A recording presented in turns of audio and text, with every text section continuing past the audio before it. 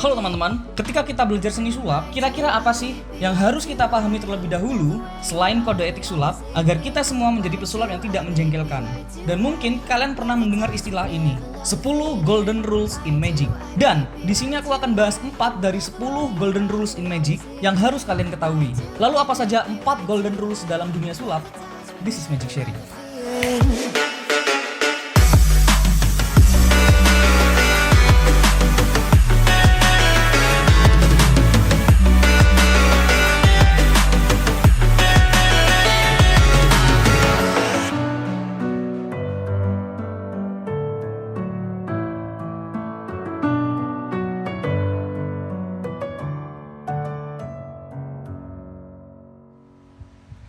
Yang pertama ada never tell the secret.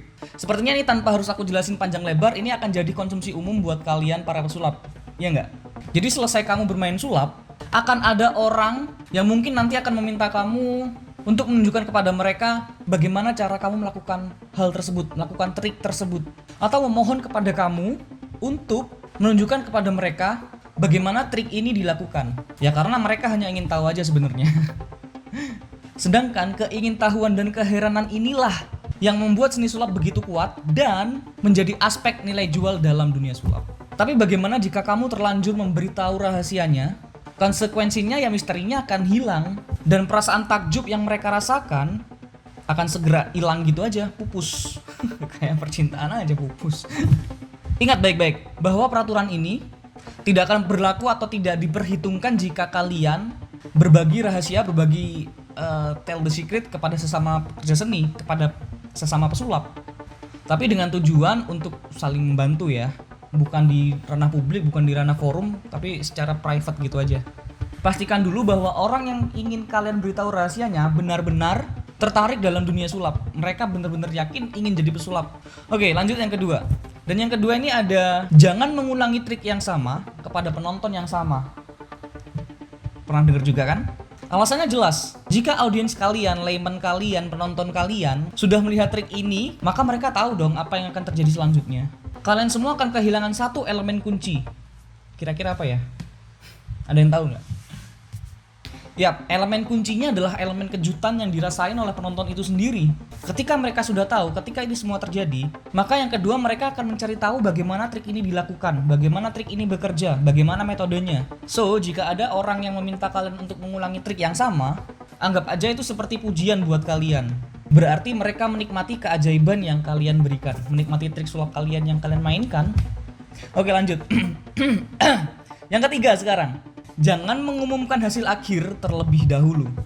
Oke, aturan ini mengikuti aturan sebelumnya. Dalam kebanyakan kasus, alasan orang meminta untuk melihat sesuatu lagi bukan karena mereka ingin mengulangi rasa takjub itu, ingin mengulangi rasa keheranan itu, enggak. Justru sebaliknya, mereka ingin mendekonstruksi sulap kalian. Atau bahasa awamnya apa ya? Ya tadi mencari tahu, mencari tahu metode apa yang kalian gunain gitu loh. Paham nggak? Paham ya? Untuk alasan yang sama, akan ada peluang yang jauh lebih besar bagi penonton kalian untuk mengungkap caranya jika kalian memberitahu mereka sebelumnya apa yang akan terjadi. Intinya di sini kalian harus buat hal-hal yang menakjubkan atau bisa dibilang sesuatu yang tidak terpikirkan oleh penonton sebelumnya dan gunain efek kejutan ini sebagai senjata kalian untuk membuat hasil akhir yang semakin menakjubkan. Seperti itu.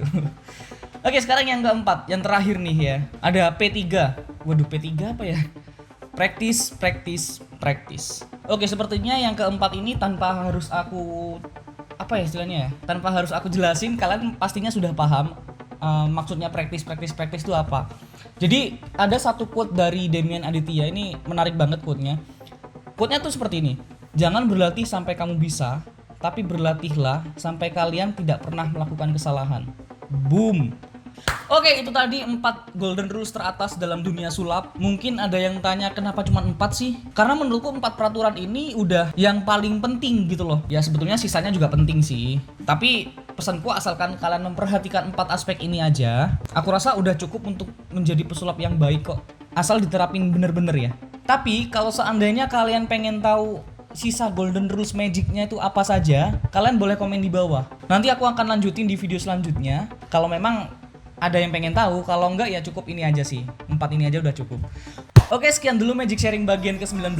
Thank you buat kalian yang udah nonton dari awal sampai akhir. Semoga kalian mendapatkan ilmu yang bermanfaat di sini. Jangan lupa diterapin ya. Dan Firman Syah Raditya di sini. Sampai jumpa di Magic Sharing selanjutnya.